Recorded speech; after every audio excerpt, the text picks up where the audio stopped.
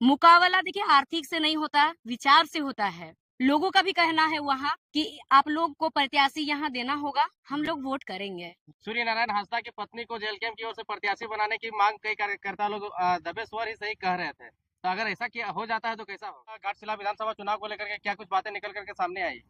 सबसे पहले आपको जोहार, आपका चैनल के माध्यम से सभी को मेरा जोहार।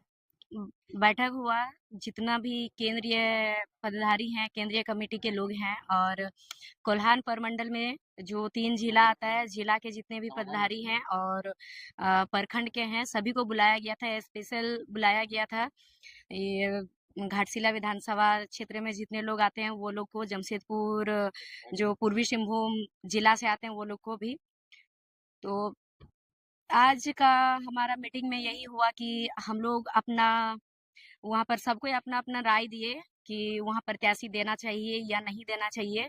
जितने भी पूर्व प्रत्याशी रहे अलग अलग जगह के हमारे पार्टी से, सबसे राय लिया गया। जितने भी केंद्र के लोग हैं पद में, सबसे राय लिया गया। और कोल्हान प्रमंडल में आने वाले जो भी जिला के हैं, कोल्हान प्रमंडल के कोल्हान अध्यक्ष, वहाँ के प्रवक्ता और घाटशिला विधानसभा के जो पूर्व प्रत्याशी थे उनसे और घाटशिला विधानसभा के और भी लोगों से वहाँ राय मशवरा लिया गया कि वहाँ इस बार हमें चुनाव लड़ना चाहिए या नहीं लड़ना चाहिए। लगभग 99% लोगों का कहना है कि हमें वहाँ पर चुनाव लड़ना चाहिए।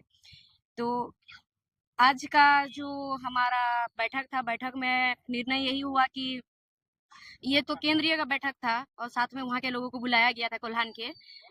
हमारे केंद्रीय अध्यक्ष डुमरी विधायक हमारे माननीय जयराम दादा जो हैं, उन्होंने यही कहा कोल्हान में एक बार आप लोग फिर से बैठिएगा।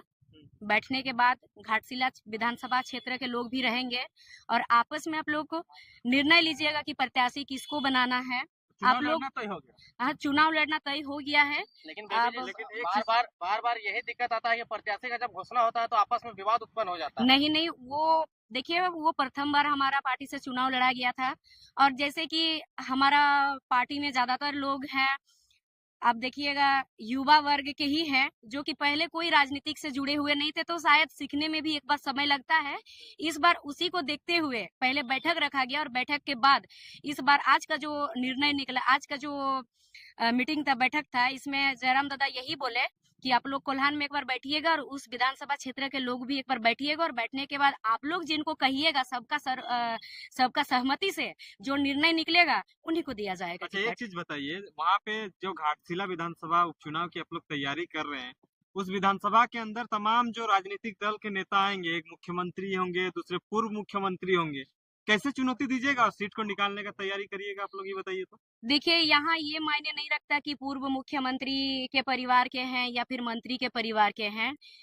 यहाँ शायद पूर्व मुख्यमंत्री के जो परिवार के जो रहेंगे, हाँ, जो पूर्व मुख्यमंत्री है वो सरायकेला विधानसभा से आते हैं, उनका घर है और उनका बेटा अगर वहां से चुनाव लड़ेंगे तो वो घाटशिला विधानसभा से नहीं है। और जो पूर्व मंत्री थे जिनका देहांत हुआ हाल फिलहाल में, उनके बेटे जो हैं उनका भी अगर घर देखा जाए तो वे भी उस घाटशिला विधानसभा क्षेत्र के नहीं है।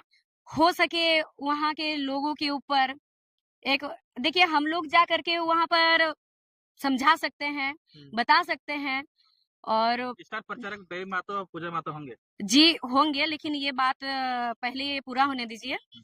तो वहां पर जा करके लोग भी, वहां के लोग देखेंगे कि हम लोग को क्या करना है क्या नहीं करना है। और दूसरा बात है कि एक वो लोग बहुत आर्थिक स्थिति से बहुत मजबूत लोग हैं। इस बार जो हमारा पार्टी से जो उतरेंगे शायद मुकाबला कैसे कीजिएगा तो आप? मुकाबला देखिए आर्थिक से नहीं होता, विचार से होता है। पहले भी आप देखिएगा कि जो जो दल से वहां उतरेंगे वो लोग पहले चुनाव लड़ चुके हैं, चाहे उनके पिता ही क्यों ना हो या फिर वो दल तो पहले वहां लड़ चुका है। तो वो लोग काम क्या किए हैं इतना दिनों में नहीं किए हैं ये देखा जाएगा। और देखिएगा आप घाटशिला विधानसभा क्षेत्र हो या फिर पूरा झारखंड हो, अगर किसी का कोई समस्या होती है तो सबसे पहले अगर उनके साथ पीड़ित के साथ खड़ा होते हैं तो जेल कैंप परिवार ही। तो इसको देखते हुए लोगों का भी कहना है वहाँ कि आप लोग को प्रत्याशी यहाँ देना होगा, हम लोग वोट करेंगे। जी सुनिए, सूर्य नारायण हांसदा की पत्नी को जेल कैंप की ओर से प्रत्याशी बनाने की मांग कई कार्यकर्ता लोग दबे स्वर ही सही कह रहे थे, तो अगर ऐसा किया हो जाता है तो कैसा होगा? देखिए, इसके बारे में अभी जो चीज हुआ नहीं है इस विषय में अभी नहीं कह सकते हैं, क्योंकि आज पूरी तरह से बोला गया है, क्लियर किया गया कि आप लोग वहां पर एक बार बैठक कीजिएगा। बैठक करने के बाद जो आप लोग का निष्कर्ष निकलेगा, आप लोग जिसको चुनेंगे, वहां के लोग जिनको कहेंगे कि हाँ इन्हें देना चाहिए, उन्हें मिलेगा। चाहे वो पत्नी भी उम्मीदवार हो सकती है, अगर वहाँ के लोग चाहेंगे तो हो सकती है, अगर वहाँ के लोग नहीं चाहेंगे तो नहीं हो सकती है। हॉल में मीटिंग कीजिएगा तो 4 लाख, 5 लाख, 10 लाख तक खर्चा है। तो अगर आप पॉलिटिकल पार्टी अगर आपकी मीटिंगों में 10 लाख, 5 लाख खर्चा करेगी तो वो जनता के मुद्दों के साथ कैसे खड़ा रहेगी? फिर उसे कंपनी के मुद्दों के साथ खड़ा रहना होगा। तो इसलिए हमने एक नया पैटर्न अपनाया है और ये सेंट्रल टीम की मीटिंग थी और खुले आसमान के नीचे एक सुंदर पहाड़ के विधानसभा में आप वही मुद्दा उठाए थे यूरेनियम वाला, जिससे कि भारत को बड़ा राजस्व मिलता है। वो मुद्दा भी रहेगा, महत्वपूर्ण रहेगा। यूरेनियम खनन से कोई आपत्ति नहीं है, लेकिन वहाँ के लोगों की सुरक्षा महत्वपूर्ण है। फील्ड है और फील्ड में चलने के ठीक से रास्ते भी नहीं, और इसी परिस्थिति में इनका पैर भी डैमेज है।